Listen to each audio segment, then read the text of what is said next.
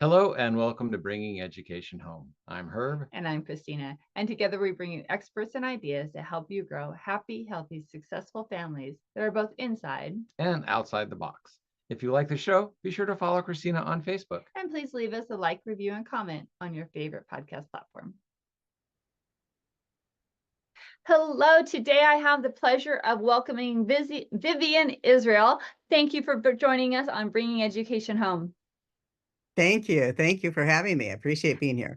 Thank you so much. Vivianne is a registered nurse, a mom, motivational speaker, published author of Tender Moments, Diary of a First-Time Mother, awarded the Benjamin Franklin Silver Award in Nonfiction Literature. She's also co-author in an Amazon bestseller, Life by Design, Leverage, Legacy, Lifestyle, and authoring a children's book series with some acknowledgments to American Biographical Institute's Golden Lifetime Achievement Award. She's a member of Independent Book Publishers Association, Society of Children's Book Writers and Illustrators, and we are so glad that she is here to talk about all of these wonderful things that she has to share with us today.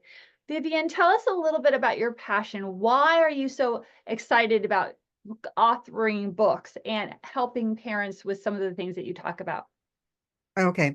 Well, for what I'm excited to talk with you about for the parents has to do with things I have learned. I'm 70. I've been through a few hairy life crises, and both with and without self-care tools.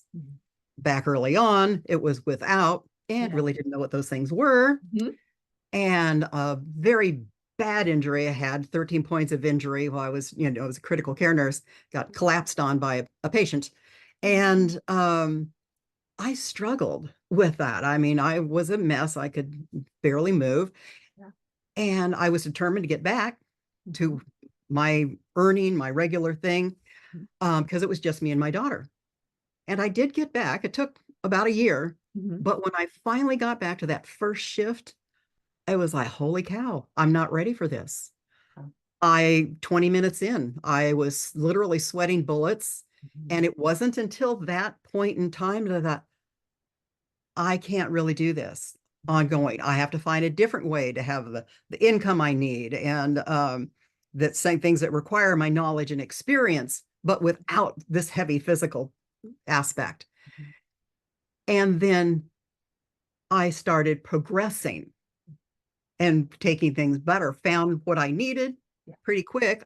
It was just, I wasn't open to it. I was so freaked out about getting to back what I knew. I hadn't been open to other possibilities.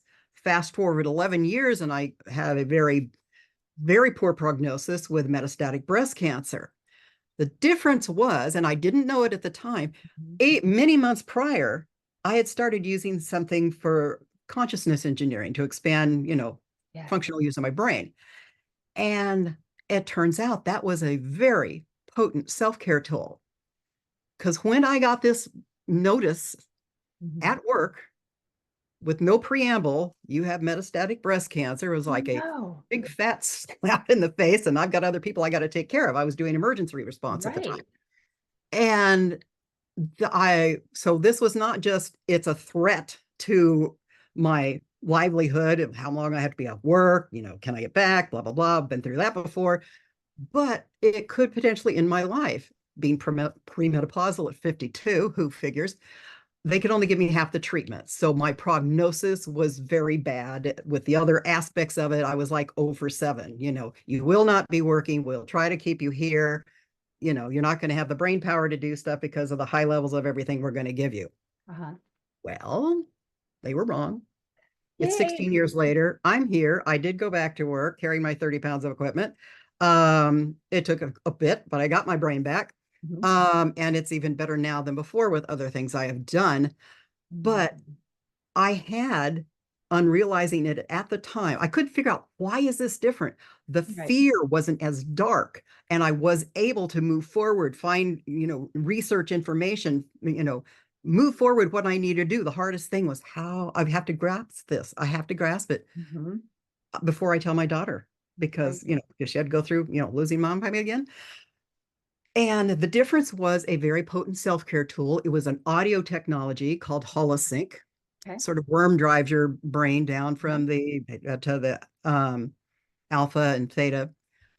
And I didn't need to call it into process. I didn't need to think and meditate and, try to call in process. It was just there. Now Nice. that's very different. Mhm. And so I started looking for self-care tools. But no one should have to go through a physical crisis, a financial crisis, or a medical crisis without these self-care tools.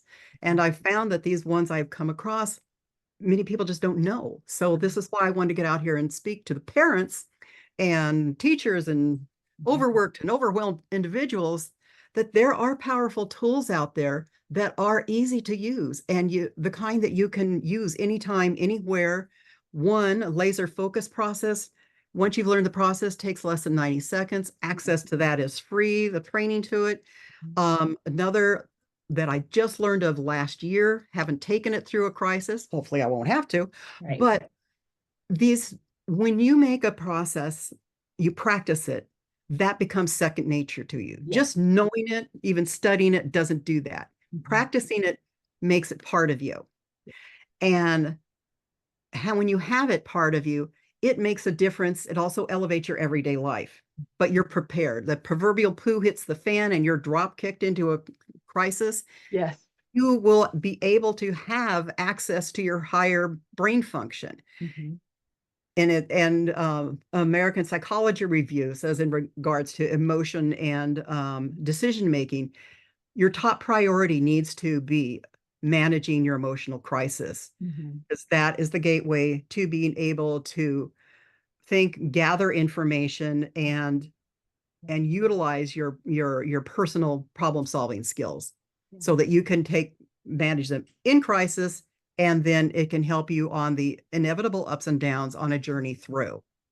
Exactly. And I love that, because you're right. Once you get a process down, once you practice it, it is accessible in those times of crisis or those Yes. times of super stress. And that's one of the things that I talk about with parents also, is about like schedules and routines. If you have a certain schedule or routine set down with your kids or with yourself, then when those times of stress hit, you can rely on that routine to help you get through that place and give your brain a little bit of a break from having to make so many decisions. I think that's what you were saying, right? Yes, exactly. And even with the things of maybe different types of meditation where you do need to engage it in the moment, when you've practiced it regularly, it's part of you, you have access to the results more easily. Yes.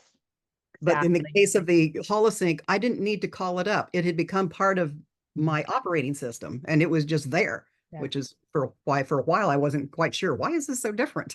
Right, exactly. And think about this, if we're also training our kids in some of those self-care things, then they don't have to freak out or worry about things later, because they can rely on those as well. And you can just keep building that with your kids, so they have that toolbox as they're growing up. Exactly. A couple of retired teachers that I have spoken with, they're thinking, we need to teach this to the kids. Can we teach it to kids?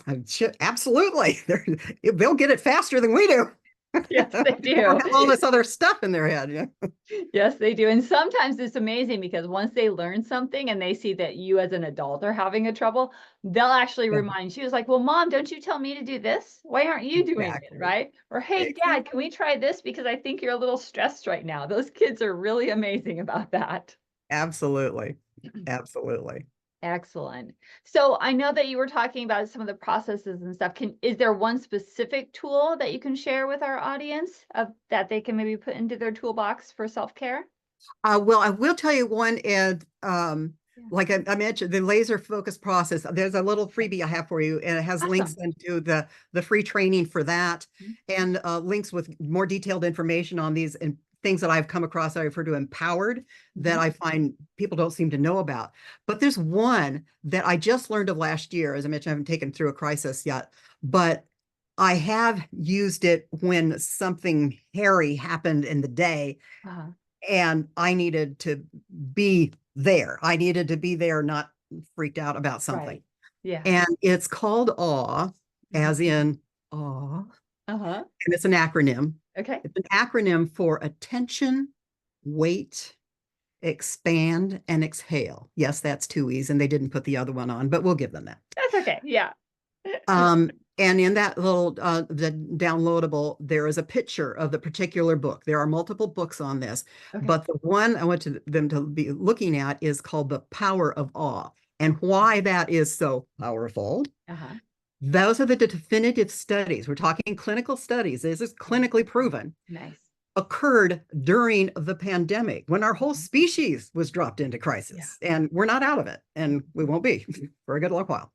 But you can look in there, so many things. I'm talking physiological, physical, emotional things that this helps. It's just mind-blowing. And the process, once you've learned it, you can exercise it in 5 to 20 seconds. Nice. Okay. You're going to give attention to an experience of awe that you had. Wait and let that come into you. Expand on the thought and exhale. And what you will end up doing is actually reconnecting with that actual experience you had. So you have the opportunity to bring literal joy and awe into a moment in seconds. That's so helpful. Yeah. It is. Yeah. Anytime, anywhere, it's there for you. Now a few words about vibrant family education. How many entrepreneurs and business owners start out on this journey to make a better life for their family, only to find that it took so much more time and effort than they were expecting that they had even less time for their family? I know I did.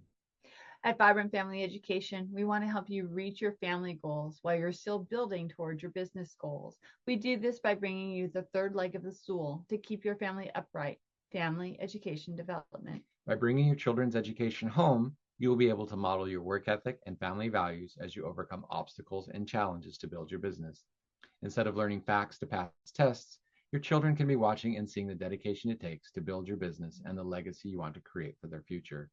They will be able to witness the struggles and joys, the wins and the losses, and learn from you how to persevere and grow in life.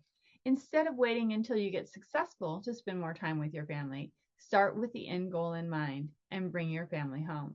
Instead of trying to repair your family after you reach success, let us help you start achieving your family goals from the outset. Learn to be successful with your family now, and no matter what happens in the future, they will be better prepared for life, especially after watching how you cared for and built not only a business, but a healthy, happy, and successful family. We offer a wide range of educational services, including how to easily get started with homeschooling. Come visit us at vibrantfamilyeducation.com and let us show you how. And now, back to our guest.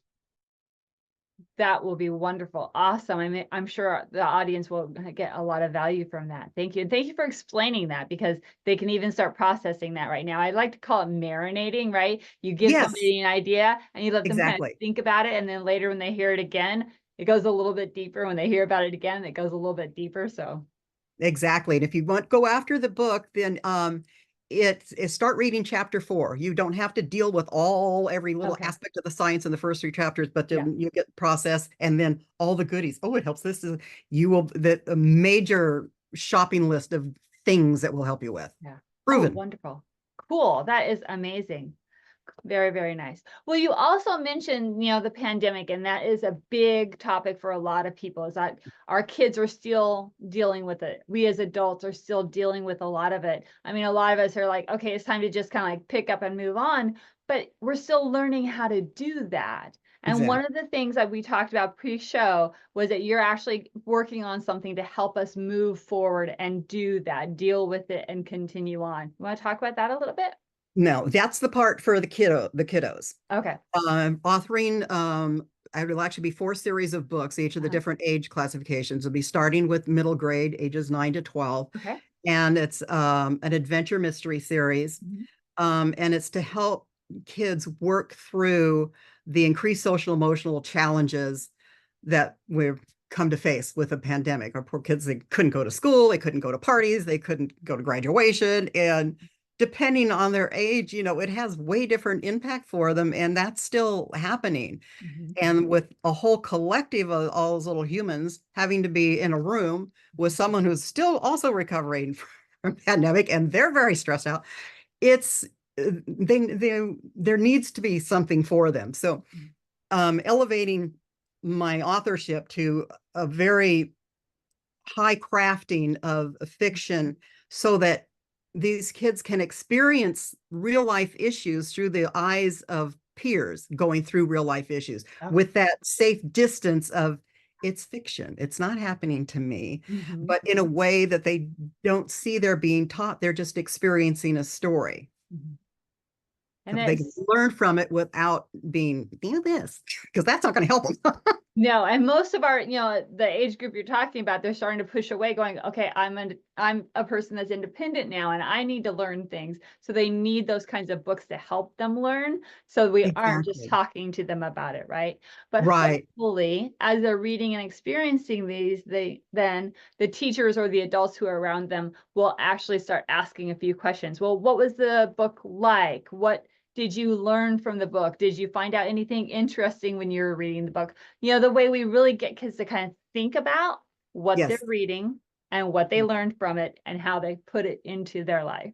Yes, well, each book will also have a free downloadable, robust teacher parent guide so that we will address these different things they could bring up about it. And also most of them will happen across international settings. So it'll also be like a kid's eye view of this other country area. And like the first one will be a Victorian castle in the Scottish Highlands. So different places. So something, that they're going to want to read and be interested in, but that then the parents and the teacher will have a line of communication on what to chat with them about. Absolutely lovely. I love that because, as parents, sometimes we say, oh, go read, and then we forget to check in, but this will help those parents come back and check in, and those teachers as well. Exactly. We need to make sure that, when our kids are reading something, that we do, check in and talk to them and say, hey, what did you learn? Or how can you implement this? What is something you found out interesting? Because then they're talking about something they know. It's like, oh yeah, I saw about, the Victorian castle. This castle did this, this, and this. But then they start weaving in those emotional things that they also encountered in the book. Well, right. And when I started researching what teachers would want in this, that I found how overworked and overwhelmed they are. But that applies to homeschooling parents. Yes. And with all this whole shift, more people wanting or feeling needed to bring the kids home, which I can't, with everything's going in schools, totally agree with that. So I think it's just like, I need to start talking about this, but the books I want to focus on for the kiddos. Yeah. But this needs to be out there for the adults, the parents, the teachers. So speaking, I think, is the best way to do that. Absolutely. And I am so pleased that you were matched up with me at this special event called Potapalooza that we are on. So our conversation is going to be a little bit shorter than our normal podcast, but you know what? It's one of those conversations that probably will need some more discussion, especially when those books are ready. So of course, I'll be inviting you back whenever you're done with that. But the other thing that you just said was that, that shift from education, public education, into homeschool education, or educating at home, as I like to call it. It is a shift, and it's something that a lot of parents are finding more strength in doing, but also making sure that you get the right resources to help you along the way when you're doing that. And there's some parents out there who are like, oh, I want to, but I don't think I'm strong enough, or I don't think I'm going to have enough information. And I want to encourage those parents, just like Vivianne said, these books are coming out. There are other books and series that can help you. There are actually mentors and coaches out there that are helping families bring education home, homeschool, in a way that's best for you and your family and your children. So Vivianne, I am excited to read those books when they come out. And I appreciate that you've also kind of helped the parents along the way by including the self-care that you were talking about, because we are kind of still in that state of overwhelm.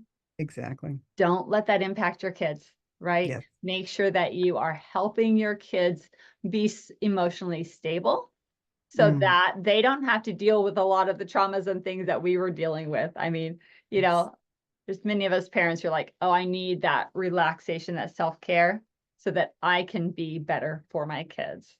Truly, because if you have to take care of yourself first to have the bandwidth and the energy to care for the ones you love. Yes. Exactly. And I love that you gave us something that wasn't just me time, because that is what self-care is proposed as many times. Yes. Like, oh, just take me time. No. Let's get some specific tactics, some specific strategies that you can use instead. Vivianne, would you please make sure that you share how the audience can get a hold of you? Of course, I'll have everything down in the show notes later, but go ahead and tell the audience how they can get a hold of you. Okay, well, I'll send you a link there for your show notes. But Viv at viviannewintersisrael.com. And that, yes, it's a tough one to spell. Yeah, under the thing. But and you can find out about the children's books as they evolve. And the first one will actually be a reader magnet for children's and homeschool teachers and homeschooling parents, Nice. complete with the guide. And and my other books and other things about me, but that's the best place to go. Excellent. And what are your last thoughts? Let's kind of wrap this up and bring this home. What are your last thoughts and words of wisdom for our parents or for our audience that's listening right now? No one should have to go through a life crisis, medical, financial, physical, without self-care tools. And now is the time to explore those, to find one that resonates with you and practice it so that it will be second to nature to you before or if you have a life crisis. And the bonus is it enhances your everyday life. So it's win-win-win. Absolutely love it. Audience and guests, thank you for joining us today. Thank you for being part of our Bringing Education Home family. Thank you, Vivianne, again for being here. Lovely talking with you. And don't forget, we've given you some gold nuggets in this episode. Don't just put them in your back pocket. Put them there, carry them with you, and then bring them out and use them. Make sure that you and your life or your family is happy, healthy, and successful. Until next time, we'll see you later. Bye-bye. Thank you, Kristina. Bye-bye. Hello and welcome to Bringing Education Home. I'm Herb. And I'm Kristina. And together we bring you experts